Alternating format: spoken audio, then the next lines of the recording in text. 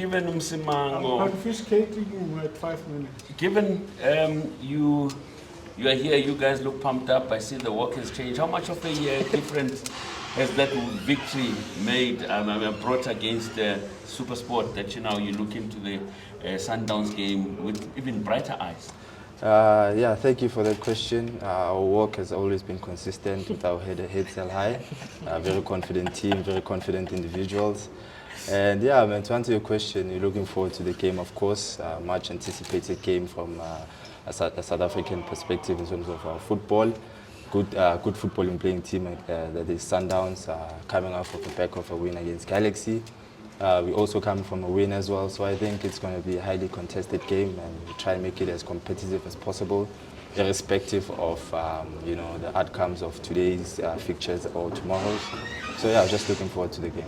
Given, realistically, as a team, where would you like to finish on the log?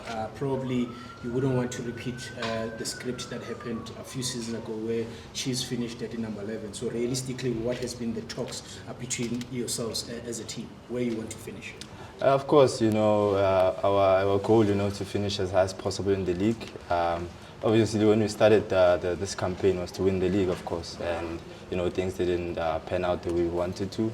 We find ourselves in this situation right now. We try and make the best out of it, and of course, is to finish in a much respectable position. So we don't intend on letting what happened 2 seasons ago happen, where the team finished at that position 11, if I've mentioned correctly. But yeah, we're surrounded by a bunch of good individuals, good coaches, good technical team, who we want to see this club succeed. And of course, as players, we try and honor that with our performances on the pitch. And maybe what exactly has been the challenge for you guys not to be challenging for the league title or challenging for top cup competitions, in your view as one of the players here? I think an element of inconsistency starts to creep in. I think we have let ourselves down in that aspect. We play 2 games well, and the third, the fourth game, it's not as consistent. I think in this highly competitive league, you need to win your games. You need to convert your chances, and I think that has been one of our downfalls this season. But yeah, it's something that we've noted, something that we intend on working on going forward, irrespective of whatever changes that may come within the club. We as players, need to stay focused on the job at hand and try and improve each and every training session, and contribute towards the success of the team. How do you navigate the Sundowns challenge? They're going to dominate possession, that it's not like other teams that you play in the league. So how do you navigate that? Like, how do you approach Sundowns? I'm not really sure about them dominating possession. I will see tomorrow on Thursday, of course. But nothing changes in terms of how we prepare for a game. We have an analysis team that goes through a lot of hours of video, try and prepare us from an approach perspective on how we can approach the game. We know how Sundowns plays, and we prepare for them accordingly. But I think from an effort perspective and a mentality perspective, nothing will change in that aspect. We believe, we're a good team. We believe we're a very competitive team, even though, people may start pointing out the fact that we have been losing. We lost 3 games on the trot.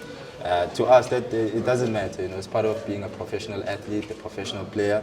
You go through slumps like that, but it's how you pick yourself up going forward. And I think a game like Sundowns on Thursday is yet another opportunity for us to showcase how good of a team we are. So we're just looking forward to that game and try and make it as competitive as possible.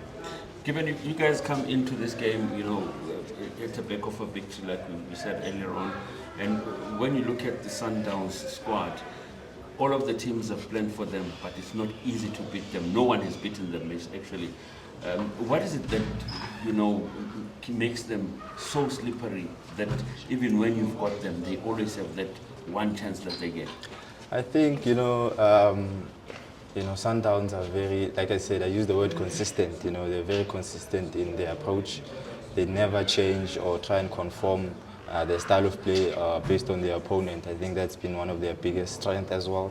And of course, apart from having quality players who understand the game, players who are experienced, who have done this at the highest level for the longest of time, I think they have a very good coach and Coach Roland and Coach Mangoba, who understand the game, you know, and they are up to par with the modern standards of the game. I think that helps them a lot, you know.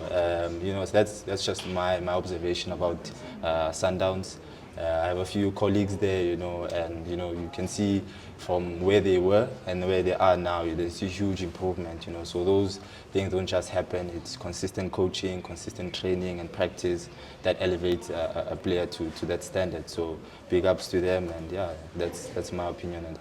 How much have you taken from the Esperance game, looking at how they manipulated the script of the day, them playing their own game, you know, the low block and saying we catch them on the counter? How much of that has worked for you mentally, looking at how they were approached by an international team? It shows the dominance of the club.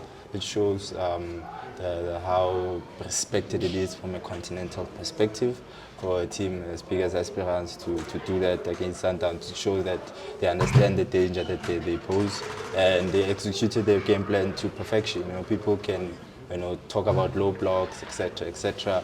But at the end of the day, your low block, you win the game. That's all that matters, you know, right now. So big ups to them. I watched that game, a very entertaining game from both teams. You know, it was fascinating how they managed to, you know, get the goals from that low block position and able to get forward in certain moments of the game. So, yeah, I think, you know, a few things we can pick up from that game that we can apply in our game against Sundowns on Thursday. Kevin, I think the other interesting dynamic into this match is that for you guys as the defensive group, there will be that the dynamic of Peter Shalulile is just not now. I'm sure he's in a good space.